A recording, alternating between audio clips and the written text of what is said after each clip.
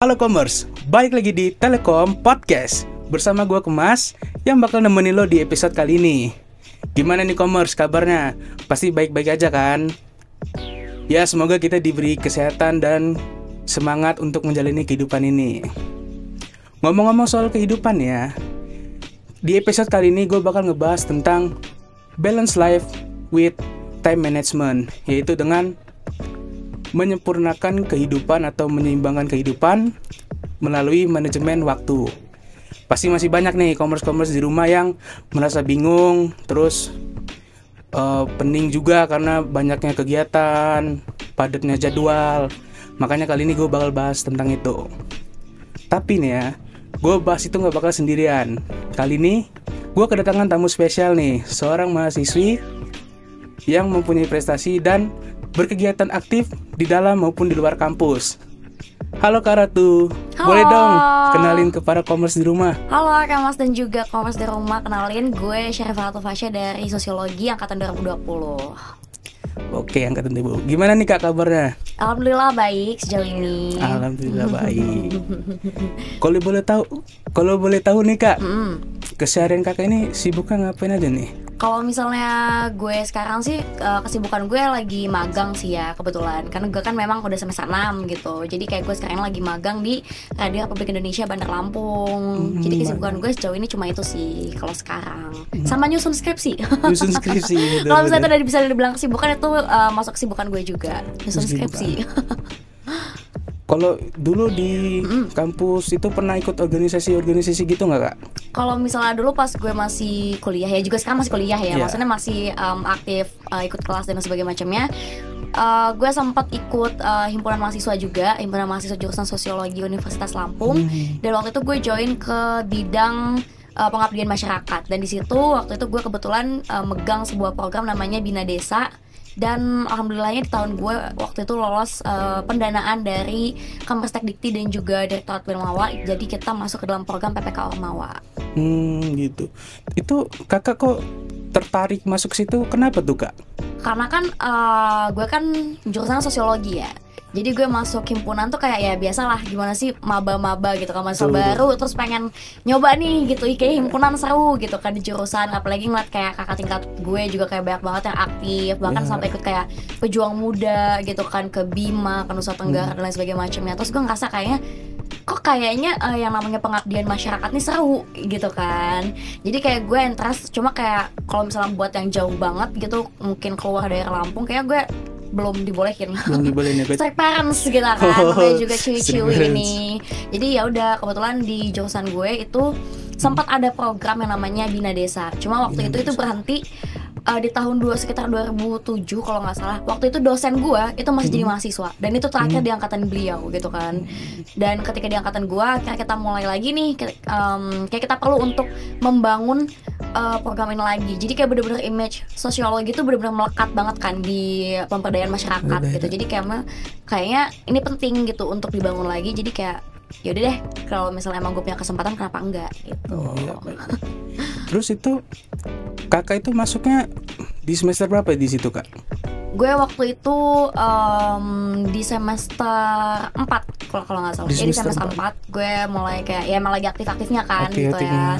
Kuliah lagi aktif, terus juga kayaknya lagi semangatnya join himpunan, organisasi, kuliah di kampus gitu kan. Jadi kayaknya dibandingkan gue harus ikut organisasi atau UKM fakultas atau UKM universitas, kayaknya gue memang lebih cocok all outnya di ini deh, di himpunan mahasiswa jurusan gue. Jurusan gitu sendiri ya Kak ya. Itu kalau boleh tahu Kak, kan berarti itu semester 4 kan udah mulai sibuk-sibuk banget juga kan untuk perkuliahan kan. Iya. Terus kakak masuk situ emang nggak keganggu tuh waktunya? Kalau misalnya keganggu sih jujur lumayan ya. Lumayan. Karena gue juga kalau misalnya soal time management gitu kan, kayak gue juga sendiri masih lumayan unbalance hidup ya gitu. Cuma kayak di situ jadi challenge gitu kan, karena at the moment juga gue sudah memulai untuk jadi penyiar radio di Prodo Bandar Lampung. Karena waktu itu ada program Broadcast Academy Batch 4, gue angkatan keempat, dan gue udah masuk duluan. Baru setelahnya gue terpilih untuk jadi ketua di program Bina Desa di jurusan gue. Dan waktu itu memang lumayan hektik banget, kayak banyak banget jadwal-jadwal yang clash gitu kan. Kayak malam ini harus rapat nih, tapi malam ini gue udah siaran nih, gimana gitu kan. Mau gak mau ya ke schedule gitu kan. Cuma ya balik lagi, namanya reschedule atau lo nyesuaiin jadwal sama orang tuh kan ya orang juga punya kesibukan masing-masing, susah banget kan. Jadi kayak ya udah itu jadi challenge sendiri juga gitu sebagai ketua dan sebagai announcer. Terus kalau itu kan banyak kesibukan tuh, kayak lu ikut organisasi himpunan mahasiswa jurusan, terus sebagai announcer. Betul. Itu ada nggak sih yang dikorbanin dari kehidupan, misalnya kayak pertemanan atau kuliahnya bahkan dikorbanin sendiri gitu karena ngikut kayak gitu, Kak? Kalau misalnya gue sendiri sih, kalau untuk pertemanan ya, justru kan gue banyak banget dapat temen ya kan. Kayak misalnya ketika gue siaran di RRI ya gue ketemu dengan teman-teman gue yang ada di sana. Terus juga ketika gue ikut Bina Desa ya gue ketemu dengan anak-anak tim gue gitu kan, ketemu dengan dosen juga. Cuma memang sempat di beberapa sesi, di beberapa momen gitu gue sempat stuck kuliahnya. Stuck kuliah. Ya sebenarnya tidak boleh diikutin ya tentunya ya commerce. Takutnya tuh malah kayak jadi kayak kita harus merelakan kuliah gitu, enggak dong. Cuma maksudnya kayak at the moment kayak ya apa ya, mungkin ketika gue belum terbiasa untuk ngehandle banyak sekali yang namanya kegiatan, banyak sekali agenda dalam satu waktu bersamaan. Jadi gue kayak burn out gitu kan. Kayak jadi gue ngerasa kayak aduh kok gue capek banget ya kuliah gitu. Bahkan sempat gak kepegang, bahkan IPK gue sempat jeblok juga gitu kan. IP semester gue tuh kayak aduh kok bisa sampai segini nih gitu. Kecil banget. Bukan yang banget juga sih, cuma kayak jauh banget dari semester sebelumnya gitu kan. Cuma ya dari situ berarti challenge-nya memang lo harus apa ya, mulai menyeimbangkan yang namanya kuliah. Ya gimana ya, lo mau masuk sebuah organisasi, lo mau masuk sebuah kegiatan, lo berangkat dari mahasiswa dulu gitu kan. Yang mana itu harus jadi prioritas lo gitu. Ketika lo mau masuk himpunan mahasiswa nih misalnya, ya lo bisa masuk himpunan mahasiswa karena lo jadi mahasiswa di jurusan itu dulu, ya kan. Jadi gimana juga ya kuliah yang paling utama gitu. Jadi gue mulai mikir lagi di situ sih. Oh iya juga gitu. Gue bisa masuk ke sini, gue bisa jadi ini dan lain sebagainya macamnya karena gue mahasiswa. Jadi yang harus gue utamakan tetap kuliah gitu. Berarti skala prioritas dari 3 itu tetap ke kuliah ya, Kak? Tetap kuliah, karena gue anak pertama perempuan ya. Tuntutannya berat ini.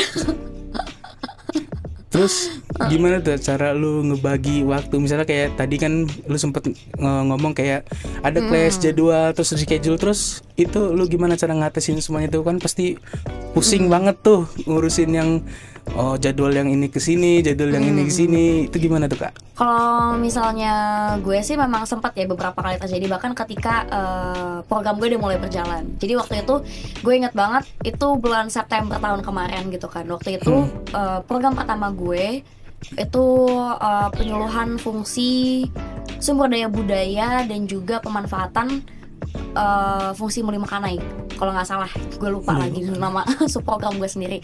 Waktu itu Bina Desa gue dilakukan di Desa Tanggamus. Jadi Desa Tanggamus, Kabupaten Tanggamus, desanya Desa Sukaraja.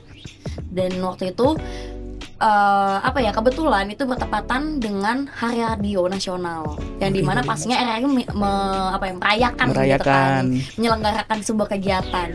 Jadi memang ketika lagi hektik ngurusin program pertama gue juga hektik latihan nari tuh, karena gue mau performance kan buat Hari Radio. Jadi memang bener-bener yang nyusun jadwal banget, yang gue latihan malam nih, sore ke malam gitu kan. Kalau misalnya memang mau ada rapat, mau ada meeting dengan teman-teman gue di tim, ya gue lakukan pagi atau siangnya gitu. Jadi kayak memang bener-bener bagi space banget gitu. Kalau misalnya waktu itu kan juga masih kuliah kan gue. Jadi kayak ya udah gue selesain kuliah nih, ketika ada jam kosong kuliah, ayo kita mau rapat di mana, mau online apa gimana terserah. Setelah itu malamnya baru gue radio untuk latihan lagi gitu kan. Benar-benar lumayan luar biasa sih. Dalam jangka waktu seminggu itu full luar biasa.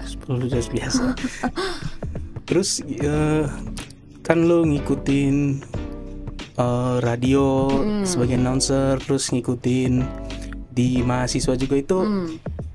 Apa sih, ada suka dukanya nggak gitu sih, Kak, kalau ngikutin hima-hima kayak gitu? Kalau misalnya sukanya, of course lo bakalan ketemu dengan orang banyak gitu kan. Mungkin yang mungkin orang-orang kira gitu kan, ketika ngobrol sama cutting, ya lo ngobrolin soal apa sih, skripsi dan sebagainya macamnya gitu kan. Kayak aduh boring banget gitu kan. Kayak gue malas nih ngobrol sama cutting, gue malas ngobrol sama junior gue, karena pasti yang ditanyain ya soal gimana ya sih Kak kuliah semester depan gitu kan, biasanya pertanyaan basicnya kayak gitu gitu kan. Ternyata setelah gue ikut kegiatan Bina Desa ini, banyak banget loh ternyata cutting gue, bahkan dosen-dosen gue juga yang memang punya capability untuk pemberdayaan masyarakat. Jadi kayak bahkan cutting gue ada yang gue bilang tadi ikut pejuang muda di Bima di Nusa Tenggara, itu memang keren banget gitu kan, bener-bener ngasih insight banget. Dan ketika gue jadi banyak ngobrol dengan dosen, jadi kayak bener-bener dikasih arahan, tuh kamu bagusnya kayak gini, kamu bagusnya kayak gini, kamu bagusnya kesini, kamu bagusnya programnya kayak gini gitu kan, bener-bener dikasih positif ya, kayak bener-bener diarahin banget gitu kan sama beliau. Terus kalau misalnya di radio sendiri kayak ya gue belajar tentang public speaking of course gitu kan, terus juga kayak yang namanya alat gitu kan, yang gue sama sekali tidak mengetahui, oh ternyata radio itu kerjanya tuh kayak gini nih gitu kan. Ternyata banyak banget tombol yang harus gue pencet, atau mungkin fader yang harus gue naikin, harus gue turunin. Terus gue juga harus tahu timing gitu kan, gue harus manage cara gue ngomong supaya gak kedengeran boring, supaya orang gak kesel gitu kan ngedengerin gue ngomong. Apalagi gue punya kekurangan, gue cadel gitu kan. Kayak annoying banget nih gitu kan, announcer mana gitu yang cadel. Cuma kayak oh di situ challenge-nya gitu, di situ senangnya gue jadi kayak punya tempat, gue jadi ngerasa kayak oh ini nih space gue nyaman ternyata di sini, meskipun mungkin gue punya kekurangan gitu kan. Termasuk ketika gue jadi ketua tim juga gue banyak absennya, bahkan sampai kating gue marah-marah ke gue kayak lo tuh niat nggak sih jadi ketua gitu kan. Gue kayak ya Allah ya gue niat gitu, cuma sabar gitu kan. Kalau misalnya dukanya sih ya so far nggak ada sih, karena memang as long as lo enjoy the things gitu kan, selama lo bener-bener nikmatin prosesnya, lo nikmatin perjalanannya, lo nikmatin jatuh bangun dan lain sebagainya macam, menurut gue semua jadi suka sih. Cuma mungkin yang namanya apa ya, program himpunan gitu kan, which is lo isinya mahasiswa-mahasiswa, ya pasti banyak trial and error-nya juga gitu kan, banyak ups and downs-nya. Cuma ya itu menurut gue jadi kayak moments, jadi kayak kenangan tersendiri. Lo inget gak sih gitu kan ketika lagi ketemu nih, lo inget gak sih kemarin kita susah banget nyari ini. Gue waktu itu inget banget susahnya nyari tongkat penggiling mie. Jadi waktu itu gue ada sebuah program lokakarya bikin kayak apa ya, memanfaatkan sumber daya alam gitu kan yang ada di Desa Sukaraja itu, penggiling mie-nya gitu kan, kita udah bawa semuanya, kita cuma nggak bawa tuasnya doang. Jadi penggiling mie itu tuasnya ya, doang ketinggalan di Bandar Lampung. Aduh, kacau. Ya Allah, gue langsung kayak challenge-nya gini banget ya gitu kan. Kenapa nggak sekalian ketinggalan sepenggilingan mie aja sih gitu, penggilingannya gitu, kenapa cuma tuasnya aja gitu ya kayak lo sekecil itu gitu loh, masalahnya sekecil itu, tapi jadi kayak pikir-pikir lucu juga ya gitu, ada aja gitu kan masalahnya gitu sih kalau misalnya gue. Terus nih Kak, kalau lo udah banyak ngejalanin waktu kayak tadi ngikut Hima, ikut announcer di radio juga, itu pernah gak sih lo merasa capek Kak? Karena gue sendiri nih ya Kak, denger kayak mahasiswa ikut banyak organisasi itu kayak di otak gue aja udah pening sendiri gitu. Pening banget ya dengernya. Kalau gue sih kalau misalnya ngerasa capek wajar, karena gue juga ada beberapa momen kayak gue minta libur, gue minggu ini libur siaran dulu ya gitu, atau mungkin kayak gue lagi nggak bisa nih ikut rapat, gue lagi capek dan sebagainya macamnya gitu. Menurut gue wajar, karena ya setiap orang tuh pasti punya limit gitu kan. Apalagi memang di sini gue posisinya sebagai newbie, kayak gue pertama kalinya jadi announcer, gue pertama kalinya jadi mahasiswa, gue pertama kalinya jadi ketua tim dan lain sebagainya macamnya. Menurut gue itu kayak challenging banget, kayak gue belum terbiasa gitu loh untuk memanage semuanya gitu kan. Jadi kayak kalau misalnya rasa capek itu pasti ada dan sangat amat wajar. Cuma yang paling penting itu adalah gimana caranya lo mau bangun lagi, lo mau ngumpulin niat lagi deh gitu, supaya lo mager lo hilang gitu kan, capek lo hilang gitu. Itu kalau kakak lagi posisi down kayak gitu tuh gimana tuh kakak buat nge-up spirit lagi di diri sendiri tuh, apa aja tuh yang dilakuin? Kalau misalnya gue sih kalau misalnya buat nge-up spirit, of course gue grab some coffee ya. Jadi kayak gue bener-bener gue nyari kopi karamel mana sih yang enak gitu kan, kafe ya kan. Gue nyari kopi, terus kayak kalau misalnya gue ada jadwal siaran, biasanya gue pengen playlist lagunya itu playlist lagu gue semua, yang gue bisa jamming, gue bisa singelong gitu kan. Jadi kayak itu bener-bener gaining mood banget sih, bener-bener ngebantu mood gue banget gitu. Jadi ya kenapa lo nervous? Atau lo tuh stand to speak gitu ya? Iya, soalnya saya ini gimana, orangnya tuh saya ini lebih suka di belakang layar gitu Kak. Jadi memang di belakang layar tuh memang udah kebiasa kan. Oke. Terus kayak di challenge kayak gini, masuk Hima, di challenge kita buat jadi podcast, terus jadi live reporter, itu challenging juga buat gue sebenarnya tuh. Itu challenge juga kan. Challenge juga. Tapi kayak lo ngerasa nggak sih kayak ketika lo ditantang gitu kan, misalnya kayak lo yang tadi lo bilang lo terbiasa di belakang layar. Betul. Terus ketika lo diminta untuk jadi reporter gitu kan, which is lo harus di depan kamera, lo ngerasa kayak wow, ternyata gue bisa loh gitu. Iya, itu challenge-nya tuh di situ gitu kan. Awalnya ini gugup sekali, ini gimana, ini apa yang harus dilakuin? Apa gue ngapain? Gue siapa? Ya itulah, ya. yang penting dibaca aja. Akhirnya ya benar sih itu. Oh jadinya gini rasanya kalau udah bener. ini. Jadi kayak tahu misalnya kesalahannya di sini kan dilihat, pasti kan kita ngeliat lagi kan. Benar. Oh kesalahan kita di sini, terus kayak kita harus ngebaikinnya di sini, itu cukup masukan buat diri sendiri juga tuh. Iya, gue juga soalnya kan kalau misalnya mungkin beberapa orang mikir kayak lo di radio lo cuma siaran nih gitu kan, siaran kayak disiarin lewat frekuensi berapa gitu kan. Tapi sebenarnya ketika gue join gitu kan ke dalam radio, ternyata mereka tuh juga banyak banget event off airnya gitu. Jadi yang namanya gue interview orang langsung gitu kan, terus kayak gue memanage orang banyak untuk gue interview dan sebagainya macamnya. Terus gue harus yang namanya bikin sebuah video one take dan lain sebagainya macamnya, tuh kayak gue nggak pernah loh ngelakuin ini. Bahkan gue terakhir kemarin Bandar Lampung baru aja ngerilis podcast juga, itu seminggu yang lalu banget, minggu kemarin banget. Dan gue nggak tahu kenapa gue dipilih untuk jadi host perdana launching podcast itu, dan gue langsung wawancarain kepala stasiun RRI Bandar Lampung, Pak Zahral. Itu benar-benar challenging banget karena gue istilahnya gue kayak anak ayam di situ kan. Gue anak baru netes, newbie. Iya gitu kan, kayak masih banyak banget penyiar udah senior gitu kan, udah profesional. Gue kayak kenapa gue ya yang dipanggil? Kenapa junior gitu. yang dipanggil? Kenapa nggak senior aja gitu ya kan? Gue udah bilang enggak, pokoknya Pak Zahral maunya anak ini anak Broadcast Academy. Oke, ya sudah, tidak apa-apa, tidak masalah. Kayak itu sih, baik lagi gue setuju dengan lo yang namanya itu challenging banget sih. Bener sih, itu challenging. Ya melakukan hal yang baru itu merupakan hal yang bagus juga buat diri sendiri ya kan Kak. Ditambah lagi memang balik lagi ke topik which is time management gitu kan. Ketika lo decide, ketika lo memutuskan untuk memulai sesuatu yang baru, which is kan itu bakalan nambah nih, kayak misalnya kegiatan lo yang baru bangun tidur, kuliah, pulang, tidur lagi gitu kan. Ketika lo join Hima, lo kuliah kumpulan rapat gitu kan, ngebahas ADART mah mubes ya. Program kerja dan sebagainya macamnya, itu kan jadi kayak nambah space kesibukan lagi gitu kan. Dan itu juga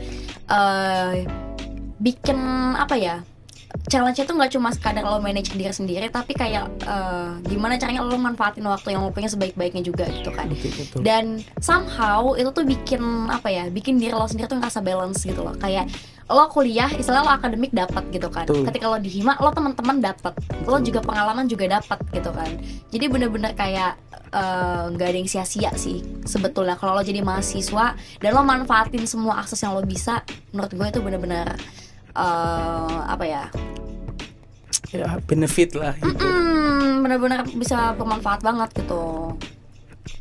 Ya mungkin terakhir nih Kak, kira-kira ada nggak nih buat pesan ke para commerce yang buat mahasiswa baru buat ngikutin Hima gitu, ada nggak sih Kak kayak tips and tricks segala macam gitu?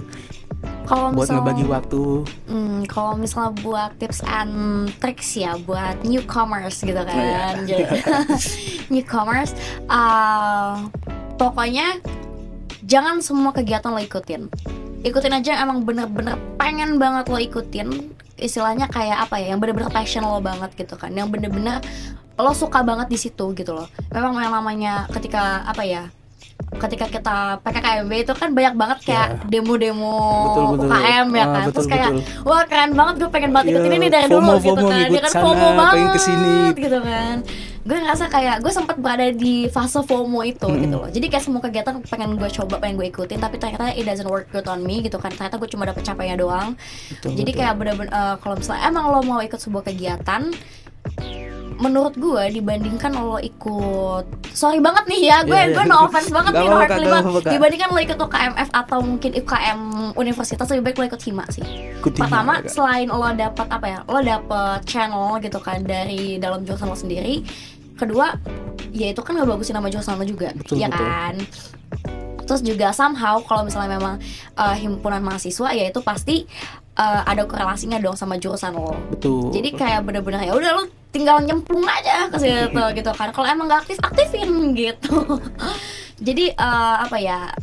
Kalau misalnya emang lo tertarik untuk ikut organisasi, cari organisasi yang emang bener-bener bawa benefit buat lo gitu. Jadi nggak cuma yang sekadar lo ikut karena lo senang, karena lo pengen coba, karena lo suka gitu kan. Tapi sesuai fashion juga ya kan. Gimana caranya lo cari yang sesuai passion lo, tapi juga itu bisa ngangkat nama. Betul. Karena apa sih yang kita butuhkan di dunia ini selain panjat? Panjat sosial. Panjat sosial dunia ini. Tuh guys, jadi dengerin dari Kak Ratu tuh bahwa kita tuh harus mencari kegiatan yang bermanfaat buat diri kita sendiri, apalagi yang dapat benefit ke kita, terus sesuai fashion kita lagi gitu kan. Iya, jadi lo nggak bingung untuk apa ya, managing your time gitu loh. Betul. Karena lo pasti udah fokusnya tinggal kedua itu aja gitu kan. Lo nggak sibuk-sibuk lagi, lo nggak susah-susah lagi yang namanya lo harus ngatur waktu. Oh, gue pagi kesini, siang kesini, sore kesini, malamnya kesini gitu kan. Enggak. Tapi ketika lo udah punya fokus, lo bisa memanajemen diri lo sendiri gitu, kan, manage diri lo sendiri. Jadi it's easier to do aja sih menurut gue gitu. Terima kasih banyak nih Kak Ratu. Thank you so much juga. Udah berbagi pengalamannya di podcast kali ini. Iya, thank you so much juga udah diundang ke podcast ini. It's such an honor loh. Oke guys, buat kalian yang commerce di rumah sana, jangan lupa ya nontonin atau dengerin podcast Telkom yang lain. See you, bye.